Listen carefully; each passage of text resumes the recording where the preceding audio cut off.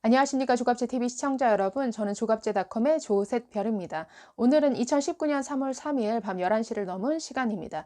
네, 하노이 회담의 결렬로 우리는 비로소 좀 사태를 정확하게 볼 수 있게 되었습니다. 네, 김정은이 주장해온 비핵화는 거짓말이다, 사기다 라는 것이 분명하게 드러났습니다. 네, 김정은의 속셈은 이거죠. 과거에 여러 번 팔아먹었던 카드인 영변 핵시설 폐기라는 카드를 또다시 들고 나오면서 대북 제재 전면 해제라는 정말 황당하도록 과도한 요구를 함으로써 회담이 결렬될 수밖에 없었습니다. 네, 김정은의 속셈은 네, 이거죠.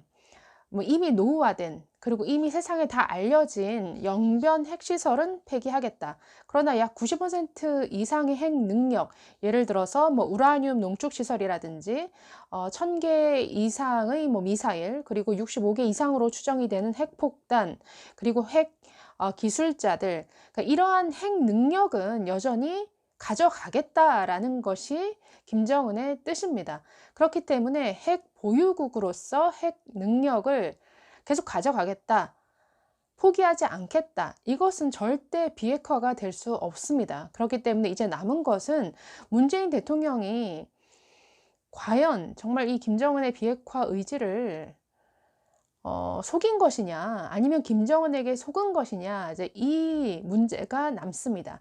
자, 이 하노이 회담의 결렬로 지금 좌파 진영, 그리고 청와대, 그리고 여당 인사들은 굉장히 무기력감에 좀 빠진 것 같습니다. 네, 하노이 회담 결렬 직후에 청와대의 반응도 굉장히 좀 공허했는데요. 회담 결렬 직후 김의겸 대변인을 통해서 이렇게 얘기를 했었습니다. 두 정상이 오늘 정상회담에서 완전한 합의에 이르지 못한 점은 아쉽게 생각한다. 하지만 과거 어느 때보다도 의미 있는 진전을 이룬 것도 분명해 보인다. 네, 의미 있는 진전이 있었습니까? 그럼 저희 쪽에서는 진전이 될 수 있죠. 김정은의 속셈이 분명하게 드러났으니까. 자, 그러나 이런 뜻으로 얘기한 것은 아니겠죠. 어쨌든 실패한 회담을 굳이 진전이라고 포장을 했지만 굉장히 공허하게 들립니다.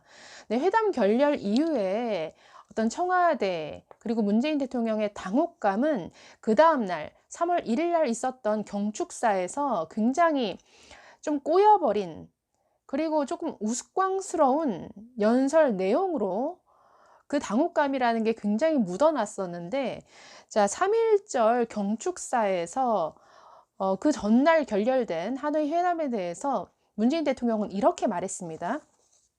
자, 한반도의 항구적 평화는 많은 고비를 넘어야 확고해질 것입니다.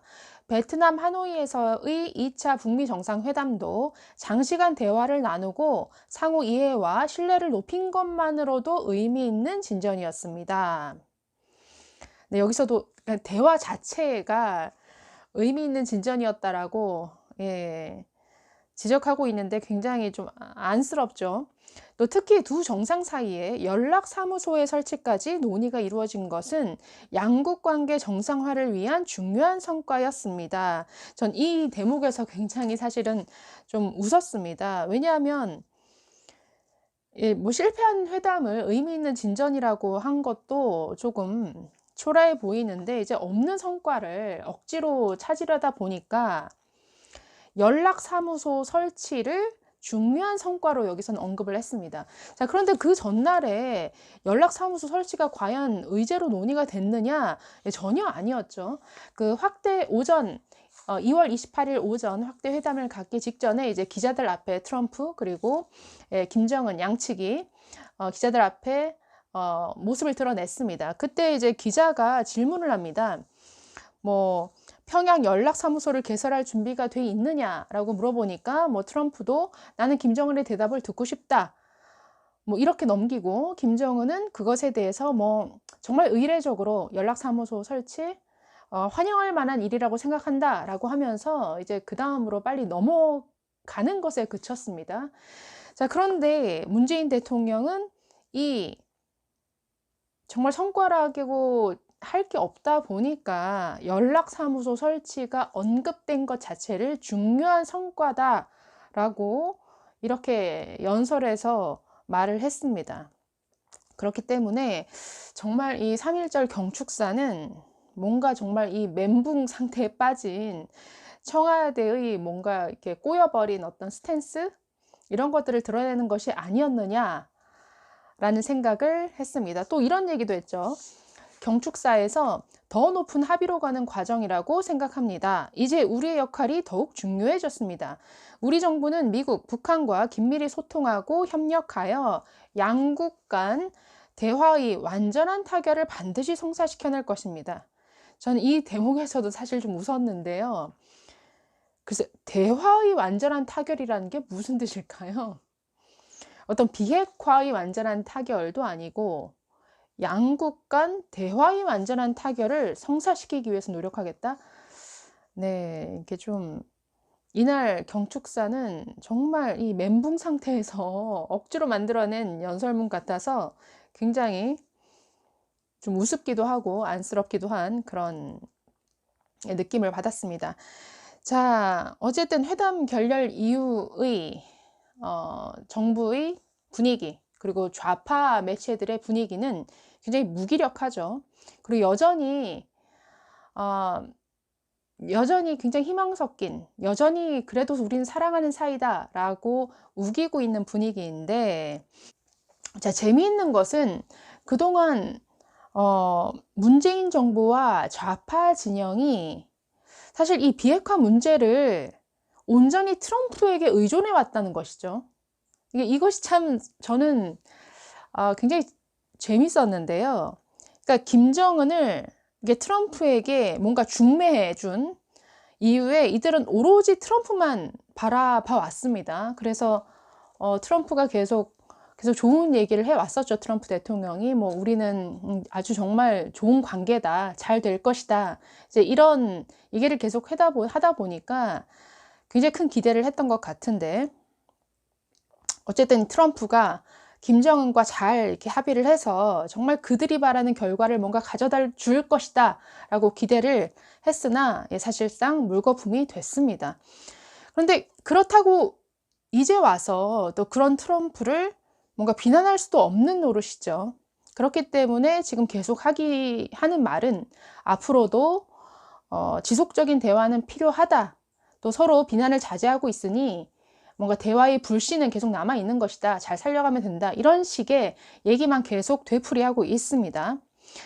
자, 그리고 뭐 문재인 대통령의 중재자 역할이 더욱 중요해졌다라는 이런 사설을 계속 쏟아내고 있는데 사실은 뭐 김정은의 비핵화 의지는 사실은 뭐 사기다라는 것이 세상에 다 드러난 마당에 그 역할은 힘을 발휘하기 힘들 것이다 라는 생각이 듭니다.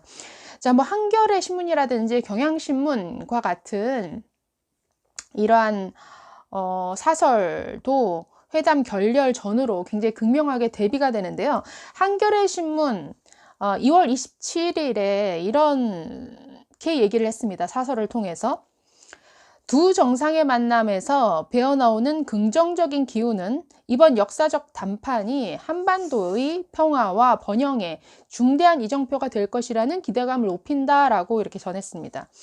또 양자 간 실무 협상을 통해서 뭐 영변 핵시설의 폐기와 남북 경협을 위한 일부 제재 완화 등에 뭐 잠정적으로 합의를 했다더라라고 하는 이런 뭐 미국 매체의 보도를 전하면서 영변 핵시설 폐기만으로 미국이 이런 상응 조치를 하는 것이 지나친 양보가 아니냐는 비판이 나올 수도 있을 것이지만 영변 핵시설이 북한 핵 개발의 심장과 같은 핵심 시설이라는 점을 고려하면 이 시설의 영구 폐기는 북한의 비핵화가 불가역적 단계로 가는 결정적 진전이 될 것이므로 미국의 상응 조처가 과하다고 볼 수 없다라고 주장을 했습니다.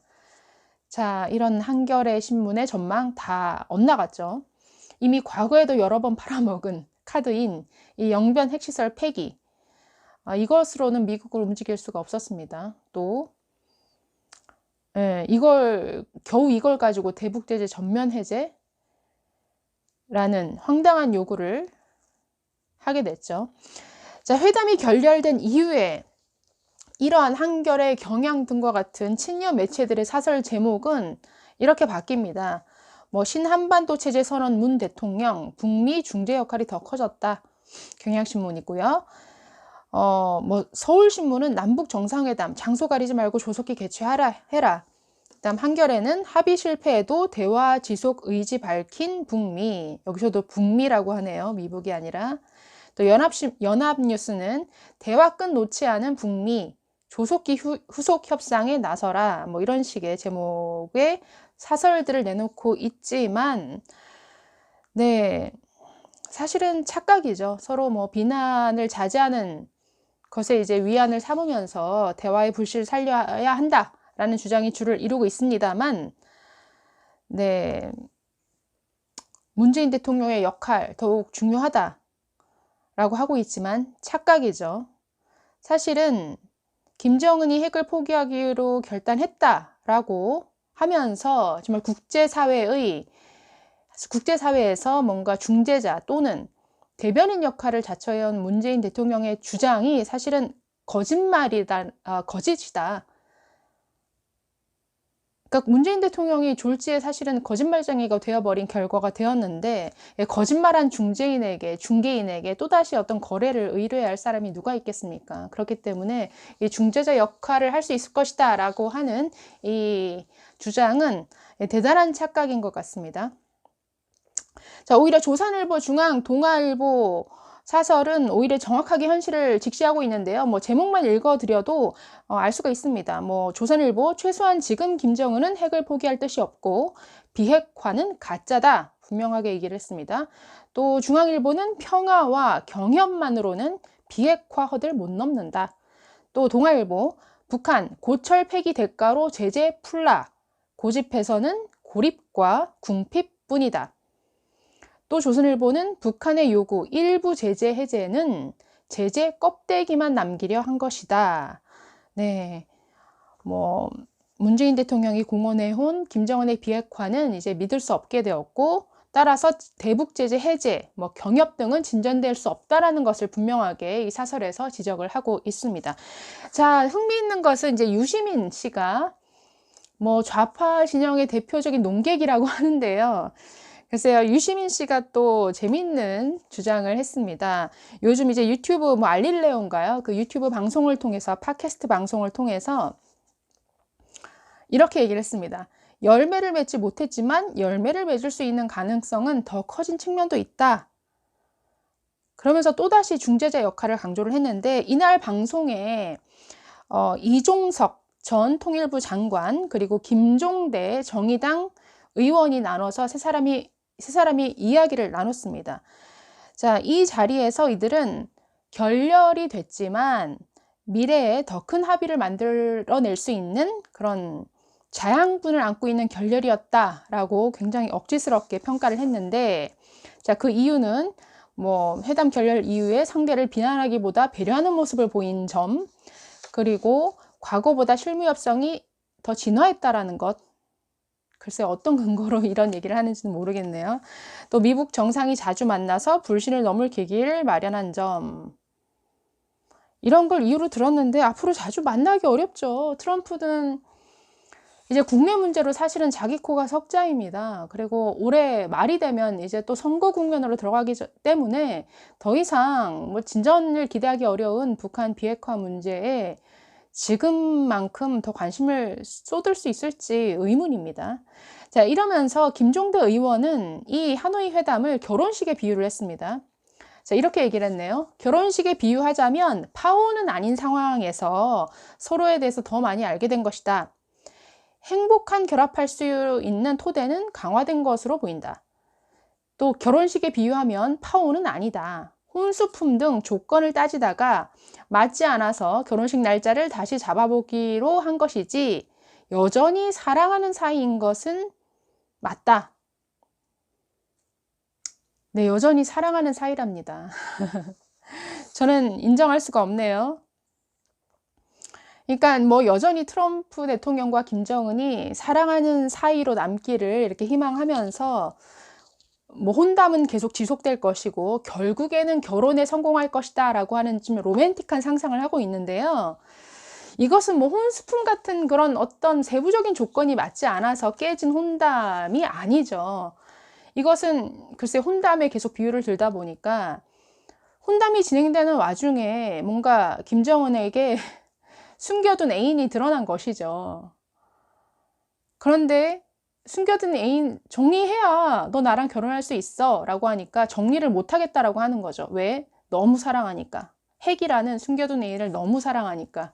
둘은 공동의 운명체이기 때문에 도저히 헤어질 수 없다.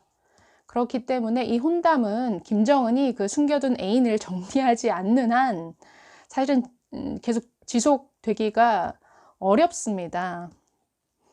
예, 그런데 어쨌든 이 좌파 진영 문재인 정부는 뭔가 더 이상 혼담이 진행되기 어렵다라고 하는 이 현실을 인정하기는 어려운 것 같습니다. 네, 감사합니다.